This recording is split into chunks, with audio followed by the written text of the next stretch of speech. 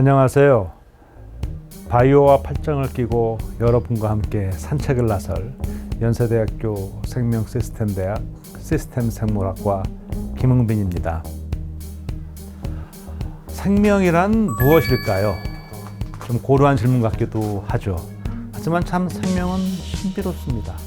또 사람들은 지금이 바이오 시대라고 합니다. 바이오 시대는 또 뭘까요? 도대체 왜 바이오 시대일까요? 생명은 왜 신비로운 것일까요? 또 우리 주변에 있는 이 많은 생명체들은 어떻게 이 지구에 살게 되었을까요? 우리는 어디서 왔을까요?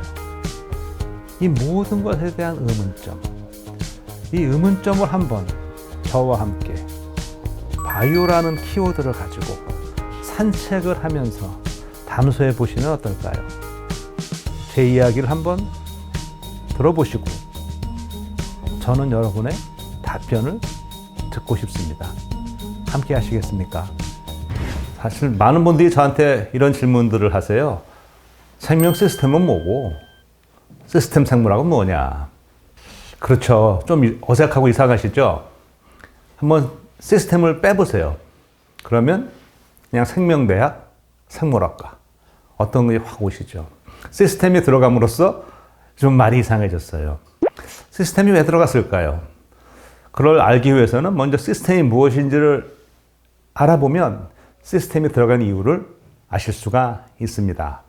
자, 시스템. 우리가 아주 많이 쓰는 말이에요. 요즘 복지 시스템.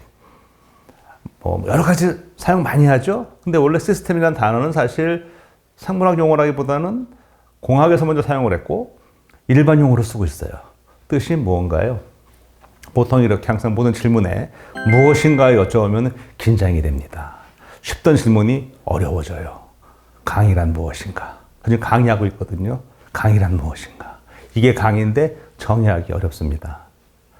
시스템이란 무엇인가요? 시스템이란 보시는 것처럼 각 부분이 서로 상호작용하면서 상호 의존하면서 하나의 전체로서 기능하는 것을 우리가 시스템이라고 정의합니다. 그러면 생명 시스템, 사실 생명은 정의하기 어렵습니다. 솔직히 말씀드리면 정의를 아직도 못하고 있습니다. 심지어 생물학에서도 생명의 정의를 나름 약속을 해서 하고 있지만 완벽한 정의를 못 내리고 있고 철학에서는 지난 수천 년간 고민해왔지만 여전히 생명은 정의를 못하고 있죠. 하지만 그 생명 현상에 대해서는 우리가 설명을 할 수가 있어요. 자, 생명 시스템이다. 우리말로 옮기면은 시스템은 무슨 개 이렇게 되죠. 자, 보세요. 여기 보면 인체에 기관계라는 게 나와 있어요. 기관계. 영어로 하면 organ 시스템이 되겠죠. organ은 기관이잖아요. 그럼 우리 몸은 위, 간, 다 기관이죠. 기관의 모임이 우리입니다. 기관의 모임. 그래서 organ이 모인 게 organism. 우리말로 유기체 또는 생명체 이렇게 번역을 하는 것이죠. 사실 과거에는 생물학에서 이 생명체를 organism, 유기체라고 표현을 했어요. 근데 현대 생물학에서는 그 오르가니즘이라는 용어보다는 뭘 쓰느냐? living system, 생명 시스템이라는 표현을 씁니다. 왜 그러느냐? 과거에는, 여기서 말하는 과거라는 것은 20세기 이전에 이 개체, 오르가니즘이 죽으면 다 죽는 거예요. 더 이상 어떻게, 개체는 곧 오르가니즘이죠.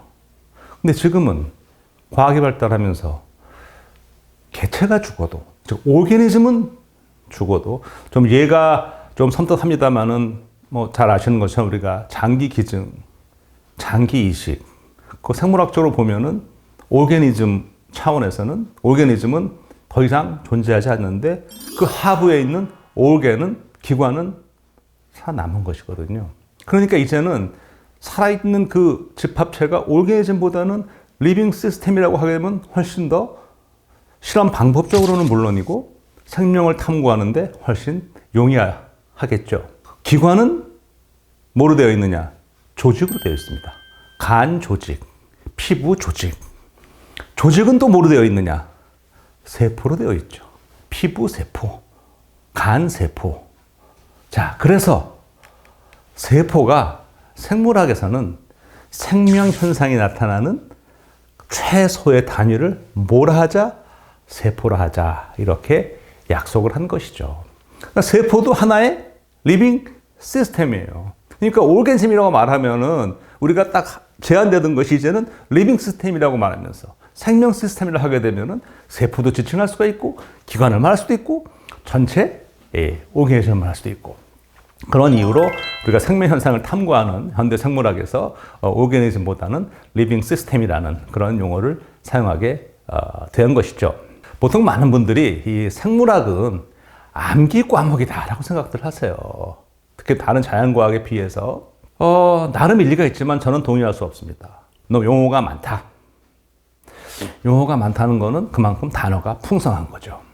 또 이런 말도 들어요. 물리나 이런 경우에는 공식 하나를 외워서 알면 다 문제를 풀 수가 있는데 생물학은 다 다르다.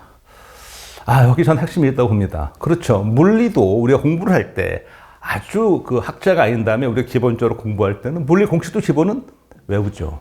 화학 주기율표도 일단은 외우죠. 구구단도 일단 외우는 겁니다. 생물학도 마찬가지입니다. 기본 핵심은 외울 필요가 있죠. 하지만 핵심만 알면 그 다음부터는 역시 개념을 적용하는 거거든요. 절대 생물학은 암기 과목이 아닙니다. 자, 이제 그러면 생명 현상이 일어나는 최소 기본 단위인, 최소 단위인 세포 속으로 한번 좀 더 들어가 볼까요? 자, 세포는 크게 두 가지로 볼 수 있습니다. 진핵세포, 원핵세포. 둘 차이는 뭐냐? 일단 이름은 진핵세포, 진짜 핵이다. 원핵, 원시적인 핵이다. 이런 차이가 있고요. 이 크기 면에서 진핵세포가 원핵세포보다 훨씬 더 큽니다. 자, 그럼 먼저 크기를 한번 비교해 보겠습니다. 진핵세포를 우리가 야구장만 하다고 하면 원핵세포는 투수 마운드만 합니다. 말 나온 김에 바이러스는 세포는 안 돼 있지만 우리가 비세포성 생명체라고 얘기를 한다면 바이러스는 얼마나 하냐?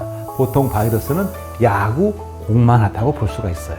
또 진핵세포에는 핵막이 있는 핵을 비롯해서 그 안에 여러 가지 세포 소기관이 많이 들어있습니다. 핵 안에는 DNA 유전 물질이 들어있죠. 그 안에 있는 미토콘드리아, 이건 미토콘드리아 우리 몸에 필요한 에너지를 만드는 곳이죠. 우리 몸의 세포 안에 발전소입니다. 그리고 리보솜은 단백질이 만들어지는 장소입니다. 생명 현상이 일어나는데 굉장히 중요한 역할을 하죠. 이런 생명 현상들은 어떻게 나타나느냐? 이런 세포 소기관들을 그냥 다 모았다고 해서 생명 현상이 나타나는 건 아니에요. 세포 안에서 이들이 모였을 때 드디어 생명 현상이 나타나는데 이처럼 아래 수준에서는 없던 현상이 나타나는 현상, 그 위에 올라가서 이걸 우리가 창발성이라고 얘기를 합니다. 세포에서 없던 현상이 조직으로 올라가면, 예를 들어서 여러 세포가 있지 않습니까? 세포가 간 조직, 피부 조직, 조직으로 가고, 또 조직이 기관으로 가고, 기관이 개체가 되면 그 아래에서는 볼 수 없었던 현상들이 나타나고 있죠. 이와 같은 걸 우리가 창발성이라고 얘기합니다. 그러니까 생물학을 공부할 때는 딱딱하게 이거를 막 외우고 그런 것보다는 자연스럽게 그냥 이런 거구나 하면 개념을 이해하는 데는 큰 문제가 없습니다. 다시 말씀을 드리지만 그 많은 용어와 이런 거에 신경 쓰실 필요가 없어요. 그냥 그건 놔두시고 전체 개념만 이해하시고 좀 더 관심이 있으시다면 이제 뭐 관련된 책을 볼 때 이게 이런 용어가 이런 뜻이구나 이렇게만 이해하시면 즐겁게 생물학을 공부하실 수 있고요. 하나 더 말씀을 드리면 이건 많이 이거 했대요. 종속, 과목, 강문, 개 이렇게 했습니다. 우리 인간 그 책 이름도 유명한 게 있어요. 사피엔스라고. 그게 우리의 종명입니다. 앞에 호모는 뭐냐? 이게 속명입니다. 속명. 종속 호모 사피엔스. 이렇게 학명을 그렇게 붙이거든요. 대장균은 에스케리치아 콜리 이렇게 붙여요. 이명법은 라틴어로 되어 있습니다.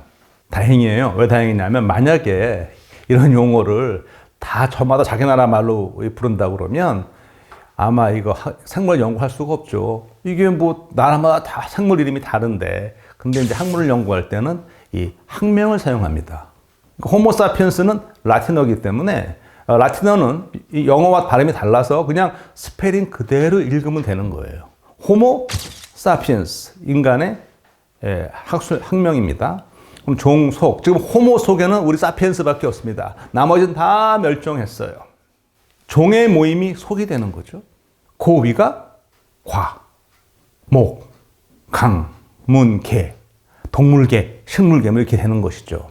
근데 여기 지금 그림에 보시면 맨 위에 영역이라는 게 있습니다. 영역, 역.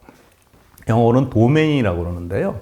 사실 생물 분류라는 것은 17세기에 린네라는 사람이 제일 먼저 시작을 했고, 이 생물학이 굉장히 중요한 분야예요. 왜냐하면 이게 뭐가 똑같은 거냐면 우리가 집에 물건이 많은데 정리를 해놓지 않으면 살 수가 없잖아요. 그러니까 생물학을 연구하려면 분류를 잘해야죠. 사실 분류 정리는 우리가 잘 살아가려면 꼭 해야 되는 거잖아요.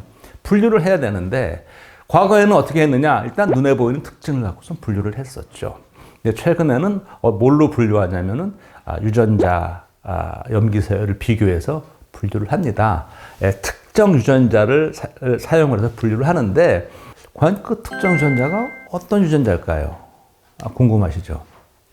먼저 그 유전자 정체를 말씀드리기 전에 이렇게 한 말씀을 드려볼게요. 지금 지구상에 있는 모든 생물들은 다 DNA를 유전물질로 가지고 있습니다. 그 유전물질은 결국 우리이게 하는 것이죠. 그런데 현대 생물학에서는 어떻게 추정하냐 하면 모든 생물은 하나의 공동 조상에서 유래했다라고 추정을 해요. 이거는 논리적인 추론이에요. 어떤 거냐면 우리 다 부모님이 계시잖아요. 부모님은 또 부모님이 계세요. 계속 올라가면 원조, 조상님이 계시죠. 그게 우리 족보죠. 네, 원조가 있습니다.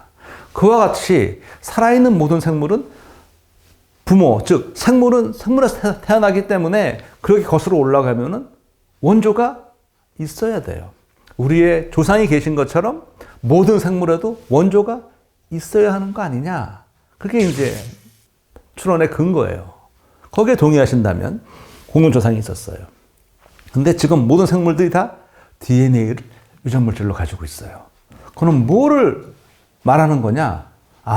공동조상도 DNA를 유전물질로 가지고 있었을 거라는 거죠.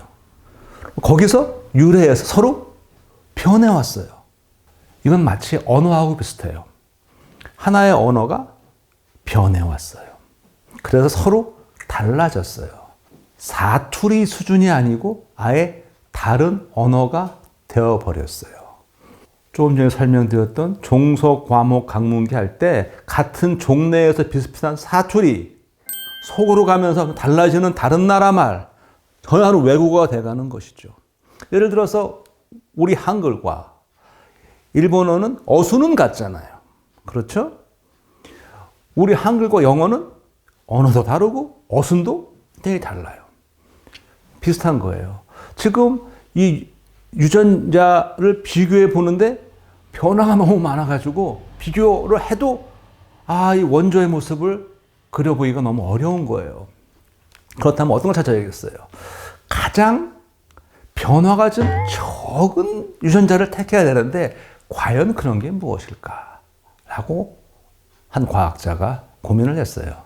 칼 우즈라는 미국의 미생물학자이자 분열생물학자인데요. 이 양반의 아이디어는 뭐였냐면 바로 여기서 보이는 세포 소기관 가운데 하나인 리보솜, 저 리보솜을 구성하는 RNA의 유전자를 택했어요. 왜? 리보솜의 기능은 단백질을 합성하는 장소입니다. 그게 왜 중요하냐? 모든 생명체는 우리 단백질이 생명성을 나타내는 핵심이거든요. 단백질을 잘못 만들거나 단백질을 만들지 못하면 그 생명체는 살아남을 수가 없어요. 고로 리보솜을 구성하는 유전자는 상대적으로 변화가 덜했을 것이다. 워낙 중요하니까. 워낙 중요하니까. 우리가 왜 법도 헌법은 쉽게 못 바꾸잖아요. 그렇잖아요. 그러니까 워낙 요새는 조금만 변화가 오면 리버섬은 조금만 변화가 오면 까딱하다가는 생명체가 담배를 잘못 만들어서 도태돼 버릴 수 있는 거예요. 아, 리보솜을 구성하는 그 특정 유전자를 가지고선 우리가 분석을 하면 이거 힌트를 얻을 수 있겠다. 근데 정확했어요. 모든 생명체의 리보솜을 구성하는 특정 유전자를 비교해 보니 현재 지구상에 존재하는 모든 생명체는 크게 세 부류로 나뉘더라. 바로 진정세균, 박테리아, 고세균, 아키아, 다음에 진핵생물, 유캐리아, 이렇게 세 가지 영역으로 나뉜다라고 얘기를 한 거죠. 세균력, 진정세균력, 박테리아 말하는 겁니다. 고세균력, 이 고세균이라는 거는 이 유전자를 이용한 분류가 있기 전에는 우리가 정체를 몰랐던 거예요. 그냥 세균인 줄 알았었죠. 근데 이제 80년대부터 이게 이제 확인이 되면서 당연히 미생물인 거죠. 다음에 진핵생물에는 동물, 식물이 있죠. 다음에 곰팡이, 미생물입니다. 녹조, 적조하는 조류, 미생물입니다. 다음에 뭐 집신벌레, 아메바 하는 원생동물, 이것도 미생물입니다. 이 모든 것들이 다 진핵생물에 들어와 있어요. 현대 생물학에서는 이제 분류를, 물론 여기 사용하는 지금 전통적인 방법도 그대로 사용은 하지만 어떤 그 데이터를 더 우리가 증거로 활용하냐면은 바로 유전자 정보로 분류해 활용을 하고요. 사실 이게 얼만큼 그 큰 힘이 되냐 하면 심지어 과거에 멸종한 생물까지도 분석을 할 수가 있어요. 왜? 화석이나 고대 유적에서 소량의 DNA만 확보할 수 있어도 그거를 DNA를 증폭을 해서 유전자를 우리가 확보할 수 있거든요. 그러면 이미 멸종한 생명체의 유전자까지도 해서 우리가 이 족보를 완성하는데 활용할 수가 있는 것이죠. 이어지는 강의에서 제가 말씀드릴 진화 얘기를 할 때에도 결국 우리가 이 생명의 역사를 지금 시점에서 알아본다는 것은 마치 뭐와 비슷하냐면 어떤 사건을 해결하는 탐정의 모습과 비슷한 겁니다. 파편으로 나와 있는 정보들을 모아서 연결을 해야 되거든요. 그러니까 중요한 게 정보를 먼저 확보해야 되는데, 증거를 모아야 되는데, 증거를 모으는 기술이 필요하겠죠? 다음에 증거를 분석하는 기술이 있어야겠죠. 점점 증거를 모으는 기술과 증거를 분석하는 기술이 늘어나니까 뭐가 늘어나느냐? 생명의 역사에 대한 정보가, 사료가 늘어나는 것이죠.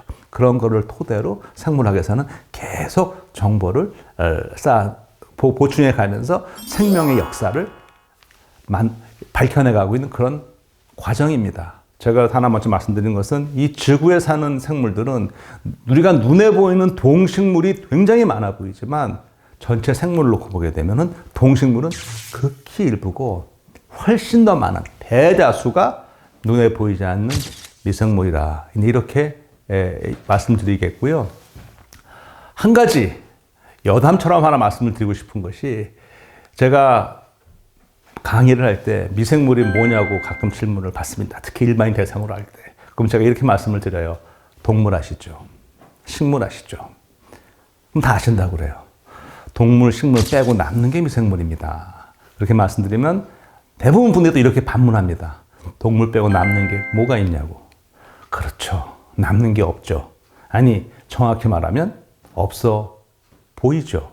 없어 보여요. 그러니까 자꾸 우리가 없어 보인다고 그래. 그게 미생물이야. 자꾸 없어 보인다니까 미생물들이 기분이 안 좋아요. 서운해요. 미생물은 어떻게 존재를 드러내느냐? 활동으로 드러내요. 우리는 늘 그들의 존재를 우리 곁에 있어요. 김치, 요거트, 맥주, 쓰레기가 썩어가는 거. 다 미생물의 활동, 그들의 존재거든요. 근데 우리는 그거를 알아주지 않아요. 그리고 없어 보인다고 그래요. 서운하죠. 서운하다 못해 화가 나서 난농을 부리는 좀 무례한 그런 미생물들이 있어요. 언제 인간이 자기들을 봐주느냐? 병을 일으키면 우리가 주목하죠. 어쩌면 여담입니다. 요즘에 이런 감염병 시대에 많은 감염병, 우리가 그동안 너무 신경 쓰지 않고 무시했었던 그런 미생물들의 난동일 수도 있지 않을까 하는 상상을 미생물 입장에서 해보면서 일단 이 첫 강의는 이렇게 한번 마무리해 보도록 하겠습니다.